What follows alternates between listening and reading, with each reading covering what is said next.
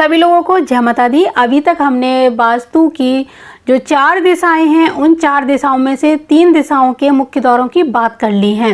अब हम जानने वाले हैं उत्तर दिशा के मुख्य द्वारों के बारे में। तो उत्तर दिशा का जो मुख्य द्वार है वो कैसा होता है, क्या प्रभाव देता है। तो उत्तर दिशा का पहला जो द्वार है ये है रोग का द्वार। तो इस जगह पर अगर हमारे घर का मुख्य द्वार आता है तो आपको मृत्यु, बंधन, स्त्री हानि, शत्रु वृद्धि तथा निर्धनता से आपको रूबरू होना पड़ेगा। यानी ये सारी चीज़ें देगा हमारे उत्तर दिशा का पहला द्वार। तो उत्तर दिशा में अगर आप अपने घर का मुख्य द्वार बनाने जा रहे हैं तो इस रोग वाले एरिया को छोड़ना पड़ेगा। ये आपको बहुत ही तेज़ी से बर्बाद करने के लिए तत्पर रहेगा और इंसान को जीवन में इतने कष्ट देगा कि आप उठ भी नहीं सकते हैं। अब वास्तु का जो दूसरा द्वार है नाग का एरिया। तो नाग वाले एरिया पर अगर आप अपने घर का मुख्य द्वार बनाते हैं तो ये आपके दोस्तों से ज़्यादा दुश्मनों की बढ़ोतरी कर देगा, निर्बलता देगा, दुख तथा बहुत सारी ऐसे कष्ट देगा। स्त्री हानि भी उसमें शामिल है।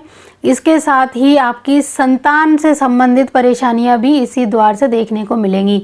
तो रोग और नाग ये 2 द्वार अच्छे नहीं हैं उत्तर दिशा के। तो उत्तर दिशा का पहला द्वार और दूसरा द्वार घर का मुख्य द्वार बनाने के लिए बिल्कुल भी अच्छे नहीं है। अब तीसरा द्वार के बारे में बात करते हैं। तीसरा द्वार है मुख्य का द्वार। तो उत्तर दिशा का जो मुख्य द्वार है यानी मुख्य द्वार का जो पद है मुख्य, इसका भी नाम मुख्य है। तो इस पर द्वार बनाने से बहुत ज़्यादा फायदे होते हैं। इस स्थान पर धन लाभ भी होता है आपको और यहाँ पर आपको कोई बहुत बड़ी मुसीबतों का सामना नहीं करना पड़ता। ये धन लाभ के लिए बहुत अच्छा द्वार कहा गया है।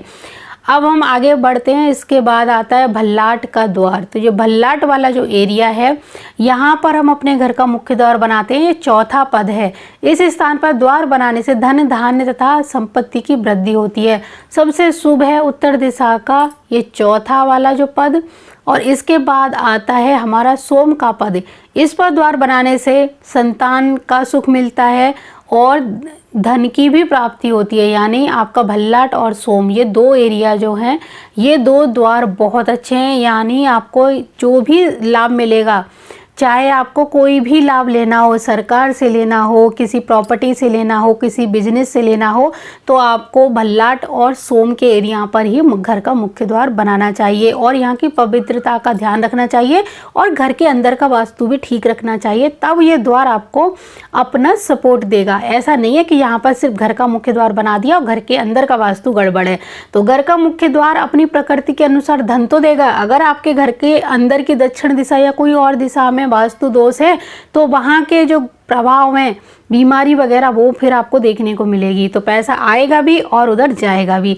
तो अच्छे प्रभाव चाहते हैं तो मुख्य सोम भल्लाट के ये पद है। इनमें से भल्लाट और सोम का जो पद है ये अच्छा माना गया है। यहाँ पर आप मुख्य द्वार बना सकते हैं।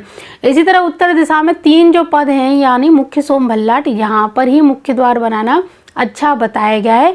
बाकी सभी दिशाओं में 2 पद बहुत अच्छे होते हैं, 1 पद एवरेज रहेगा और 3 पदों में से 2 पद हर दिशा के बहुत अच्छे रहेंगे, सिर्फ दक्षिण को छोड़ दिया जाए तो हमें जो 3 द्वार मिल गए। अब हम अपने घर का मुख्य द्वार इनमें से किस पर बनाएं ये आपके ऊपर निर्भर करता है। अब हम बात करते हैं भुजंग की। ये वाला सोम के बाद आता है भुजंग जिसे चरक भी कहा जाता है। इस स्थान पर अगर आप अपने घर का मुख्य द्वार बनाते हैं तो यहाँ पर पुत्रों से शत्रुता तथा दुखों की प्राप्ति होती है। यानी आपके जो बच्चे हैं वो ही आपके दुश्मन बन जाते हैं।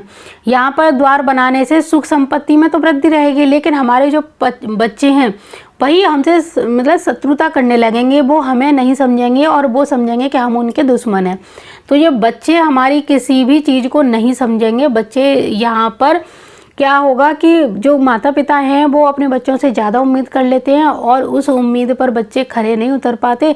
तो दोनों में एक तरह से मतभेद हो जाएगा। तो मनभेद या मतभेद आप कुछ भी समझ सकते हैं। तो एक दूसरे की भावनाओं की कद्र नहीं करते ये लोग और एक दूसरे पर शायद शक भी करने लगे। ये शक्की थोड़ा सा बना देगा ये वाला एरिया। चाहे कुछ भी ऐसा ना हो लेकिन इसकी जो प्रकृति है वो अपनी प्रकृति के अनुसार ही बच्चों में और माता पिता में एक तरह से शत्रुता ला देगा, यानी शत्रुता पैदा कर देगा। तो इसकी वजह से दुखी रहने लगेंगे घर के लोग। तो ये अपना ऐसा प्रभाव दिखाएगा। अब हम बात करेंगे अदिति का जो द्वार है ये वाला। तो अदिति का इस स्थान पर द्वार बनाने से स्त्रियों में दोष, शत्रुओं की बाधा और भय की और शोक की प्राप्ति, यानी जो पुत्री जो संतान होती है ना उसके लिए अच्छा नहीं होता। अगर यहाँ पर मुख्य द्वार बन जाए तो लड़कियाँ बिगड़ जाती हैं, बात नहीं सुनती हैं, मनमानी करने लगती हैं। तो लड़कियों के लिए ये एरिया बिल्कुल भी अच्छा नहीं माना जाता है। हमारी जो घर की पुत्रियां हैं, बेटियां हैं, वो यहाँ पर अपनी मनमानी करेंगी और अपनी ही मर्जी से जो चाहेंगी करेंगी, किसी के कहने पर नहीं आती हैं। या बच्चियां जो बिगड़ जाती हैं, बहक जाती हैं, दूसरों की बातों को सही मानने लगती हैं और घर वालों की बात नहीं मानती हैं। तो इसका कारण ही यही है, ये अदिति का जो द्वार है इसके कारण ही ऐसा होता है। तो आपको अगर ये चाहिए, आपके घर में पुत्री संतान है और आप चाहते हैं कि वो अच्छे रास्ते पर भी चले और अपने ससुराल और मायके दोनों का आगे जाके नाम रोशन करे, तो अदिति के द्वार पर कभी मुख्य द्वार नहीं बनाना है। अब बात करते हैं दिति का जो द्वार है। तो दिति के ये पद पर अगर हम अपने घर का मुख्य द्वार बनाते हैं तो यहाँ पर द्वार बनाने से निर्धनता आती है, दुख तथा विघ्न बाधाएं बनी रहती हैं। यानी हमारा जो पैसा है वो आएगा तो सही, धन तो आएगा, लेकिन वो किसी न किसी कार्य में व्यर्थ चला जाएगा। हमारा पैसा गलत तरीके से आएगा, यानी यहाँ पर आया हुआ पैसा तो बहुत मिलता है इंसान को, लेकिन वो गलत तरीके से आया पैसा हो सकता है, किसी से रिश्वत द्वारा आया हुआ पैसा हो सकता है, किसी गलत काम के द्वारा आया हुआ हो सकता है। यानी ये धनवान तो बनाएगा लेकिन साथ ही साथ दुख, शोक और विघ्न बाधाएं भी देगा। पैसे के साथ साथ आपके घर में बीमारियां भी आएंगी और रोग भी आएंगे। हर समय एक भय बना रहेगा, कोई ना कोई विघ्न बाधा साथ में आएगी यहाँ पर अगर मुख्य द्वार है तो, क्योंकि वो धन भी देगा, धन के साथ बहुत सारी परेशानियां भी देगा। तो ये थे उत्तर दिशा के 8 द्वार, और हमने सिखी के बारे में तो पहले ही बात कर लिया था। तो ये हमारा द्वार पूर्व दिशा के एरिया में जुड़ता है। तो अब आपको पता चल गया कि हमारे वास्तु की 32 दिशाओं में कौन कौन से द्वार शुभ हैं, कौन से अशुभ हैं और कहाँ पर मुख्य द्वार बनाने से क्या क्या परेशानी होती है। अभी भी अगर कोई कन्फ्यूजन है तो आप मुझे कमेंट करिए, मैं आपको उत्तर देने की पूरी कोशिश करूँगी।